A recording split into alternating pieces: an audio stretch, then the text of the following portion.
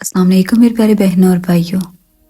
YouTube पर मौजूद एक वीडियो के मुताबिक साल 2013 में जब शाम की एक बागी जमात फ्री सीरिया ने हुजर इब्न अदी के मज़ार पर हमला किया तो वो ये देखकर हैरान रह गए कि उनका जिस्म बिल्कुल सही सलामत उस कब्र में मौजूद था, हत्ता कि इनके जिस्म पे खून भी ताज़ा था। और इस वीडियो में ये दावा किया गया कि यही हुजर इब्न अदी का जिस्म मुबारक है, जिस पे लोग यकीन भी करने लगे बगैर इस बात की तहकीक किए, जिसकी इंतहा ये थी कि इस खबर को उर्दू अखबार में भी छपवाया गया, जबकि दोस्तों हकीकत इसके बिल्कुल बरक्स थी।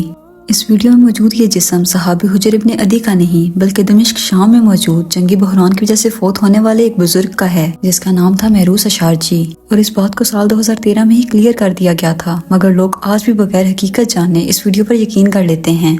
बशारुल असद के खिलाफ बगावत मार्च सन 2011 में शुरू हुई थी और बीबी ज़ैनब से पहले सहाबी रसूल हजरत हुजर बिन अदी के रोजे को मई में दहशतगर्द निशाना बना चुके हैं। दमिश्क के नवाही इलाके में वाक़ सहाबी रसूल के रोजे से उनके जिस्म मुबारक को बाहर निकाल कर तौहीन की गई थी और उसे मुबैना तौर पर नामालूम मुकाम पर मुंतकिल कर दिया गया था। ईरानी मीडिया के मुताबिक ये शख्स साल 2012 में फौत हुआ, जिसके साथ साथ ये दावा भी किया गया कि बागियों ने हुजर इब्न अदी की कब्र कुशाई की कोशिश तो की थी, मगर उन्हें कई मीटर गहराई तक कुछ भी ना मिला। मगर इसके साथ ही एक और खबर भी सुनने को मिली कि इन बागियों ने हुजर इब्न अदी के जिस्म को एक नामालूम मुकाम पर चुपके से मुंतकिल कर दिया, जिसका आज तक किसी को पता न चल सका सिवाय खुदा की जात के। मगर दोस्तों अब सवाल ये है कि आखिर हुजर इब्न अदी कौन थे और क्यों वहाँ 1400 साल गुजर जाने के बाद भी उन्हें कब्र में भी सुकून से नहीं रहने दिया जा रहा। और इस बात का जवाब बहुत ही सादा और आसान है, और वो ये कि आप मौला अलैहिस्सलाम के असहाब में से थे, जिसकी वजह से बनु उमैया की औलाद आज भी आपके नाम से चिढ़ती है।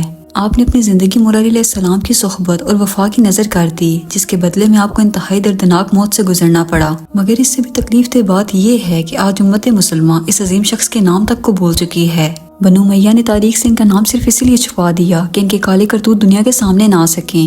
तुम लोगों पर खुदा की लानत हो। ये उस्मान का घर है, खलीफा मुस्लिमीन का। बुझा दो इस आग को, पानी बंद मत करो। हमारे आका और मौला अली इस काम से राजी नहीं है। हुजर बिन उदय, तुम हमारे मामले में दखल मत दो और जाओ यहाँ से। हुसैन इब्ने अली और हसन इब्ने अली रास्ते में हैं। अगर आप लोगों ने उस्मान पर पानी नहीं खोला तो अली के बेटों और उनके जानिसारों की तलवारों का सामना करने के लिए तैयार हो जाओ। दोस्तों हजरत हुजर इब्न अदी का ताल्लुक कूफा इराक से था। इनका लक़ब है, जबकि इनका ताल्लुक कुंदा कबीले से था, जो कि एक शाही खानदान था। आप 9 हिजरी में एक काफिले के साथ नबी करीम सल्लल्लाहु अलैहि वसल्लम की खिदमत में हाजिर हुए और इस्लाम कबूल करके कूफा वापस आ गए। आपको रसूलुल्लाह सल्लल्लाहु अलैहि वसल्लम की सोहबत का ज्यादा शर्फ हासिल न हो सका और ना ही आप ग़ज़वात में शिरकत कर सके, क्योंकि 11 हिजरी में रसूल खुदा सल्लल्लाहु अलैहि वसल्लम इस दुनिया फ़ानी से कूच कर गए। मगर फिर खलीफा दोम हज़रत उमर के दौरे हिलाफत में जंग कासिया वगैरह में आप सिपाही के तौर पर सबसे आगे लड़े और फिर मौला अलैहिस्सलाम के दौरे हिलाफत में भी आप हमेशा उनके साथ रहे। जंग जमल के वक्त जब हज़रत तलहा और ज़ुबैर और हज़रत आयशा एक तरफ और मौला अलैहिस्सलाम दूसरी तरफ थे, इसी दौरान इमाम हसन अलैहिस्सलाम और हज़रत अम्मार बिन यासिर कूफा की मस्जिद के अंदर गए और इमाम हसन अलैहिस्सलाम को ऊपर मिंबर की सीढ़ी पर बिठाकर खुद नीचे खड़े होकर कहा कि ऐ कूफा के लोगों, आयशा दुनिया और आखिरत में तुम्हारे नबी की बीवी हैं, लेकिन अल्लाह इनके जरिए तुम्हें आजमा रहा है कि तुम इस इख्तिलाफ के वक्त अल्लाह की अताअत करते हो या फिर आयशा की। इसी दौरान हुजर इब्न अदी, जो कि अपने कबीले के सरदार थे, उठकर खड़े हुए और कहने लगे कि मैं और मेरा कबीला अली के साथ हैं। उन्होंने ही तकरीबन 9000 लोगों को इकट्ठा करके इमाम अली अलैहिस्सलाम की फौज के अंदर शामिल करवाया और अल्लाह ताला ने जंग जमल के अंदर इनको फतह दी। इसी तरह जंग सफीन और नहरवान में भी ये मौला अलैहिस्सलाम के साथ रहे। इमाम अली अलैहिस्सलाम की शहादत के बाद जब इमाम हसन अलैहिस्सलाम ने मुआविया की जानिब से सुलह की पेशकश को कबूल किया तो हुजर इब्न अदी दिली तौर पर इस सुलह के लिए राजी न थे, मगर इमाम हसन अलैहिस्सलाम के समझाने पर आप इस बात को मान गए। इस सुलहनामे की 2 खास शराइत ये थी कि मुआविया अपने बाद किसी को खलीफा नामजद नहीं करेगा, बल्कि खिलाफत की कुर्सी को मुसलमानों की राय पे छोड़ देगा, और दूसरी ये कि मिंबरों पर मौला अलैहिस्सलाम के नाम पर जो लानत करवाई जाती है इसको खत्म किया जाएगा। लेकिन हम सभी जानते हैं कि ये दोनों बातें बिल्कुल इसके उलट हुई। मुसलमानों की राय के बगैर यजीद को खलीफा बना दिया गया और कूफा और बसरा के मिंबरों से लान तान का सिलसिला भी बंद न करवाया गया।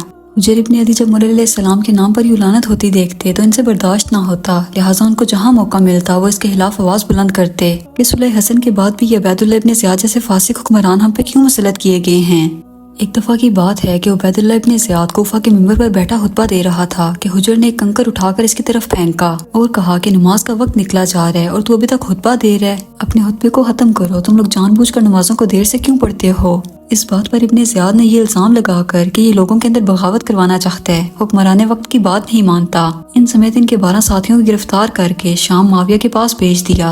حضرت عائشہ کو جب اس بات کی خبر ہوئی تو آپ نے ایک سوار عبد الرحمن بن حارث کو بھیجا کہ انہیں قتل نہ کریں، میری سفارش پہ انہیں چھوڑ دیں، لیکن جب تک یہ سوار شام پہنچتا حجر ابن عدی کو قتل کر دیا گیا۔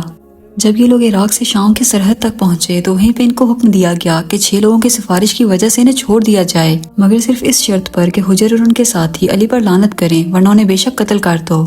جب ان کے سامنے یہ شرط رکھی گئی تو حجر ابن عدی نے جواب دیا کہ ساری زندگی مولا علیہ السلام کا ساتھ دیا، لیکن اب موت کے ڈر سے یہ اتنا بڑا گناہ میں کبھی نہیں کروں گا۔ لہٰذا ان کے سامنے ان کی قبریں کھودی گئیں، جس کے بعد جلاد نے ان سے ان کی آخری خواہش پوچھی تو حجر ابن عدی نے جواب دیا کہ مجھے 2 رکعت نماز پڑھنے دو، اور آپ نے جلدی جلدی نماز ادا کر لی۔ نماز سے فارغ ہو کر کہا کہ میں نے زندگی میں کبھی اتنی تیز نماز نہیں پڑھی، مگر آج میں نے ایسا اس لیے کیا کہ تم لوگوں کو یہ نہ لگے کہ میں موت کے ڈر سے اس کو لمبا کر رہا ہوں۔ پھر آپ نے کہا کہ مجھے انہی بیڑیوں اور اسی لباس کے ساتھ دفن کیا جائے، میں معاویہ سے پورے صراط پہ اللہ کے سامنے اسی حالت میں انصاف مانگوں گا، لہٰذا آپ کی خواہش کے مطابق آپ کو اسی حالت میں دفن کیا گیا۔ آپ کو عراق اور شام کی زمین میں دفنایا گیا جسے حضرت عمر کے دور خلافت میں آپ نے خود فتح کیا تھا۔ معاویہ ابن سفیان جب حج کے موقع پر حضرت عائشہ سے آ کر ملے تو انہوں نے سوال کیا کہ اے معاویہ، کیا تمہیں اللہ کا خوف نہیں آتا کہ تم نے حجر جیسے صحابی رسول کو ناحق قتل کروا دیا؟ معاویہ نے جواب دیا کہ ان کی وجہ سے امت میں فساد ہو رہا تھا، جبکہ ان کی موت کی وجہ سے امن۔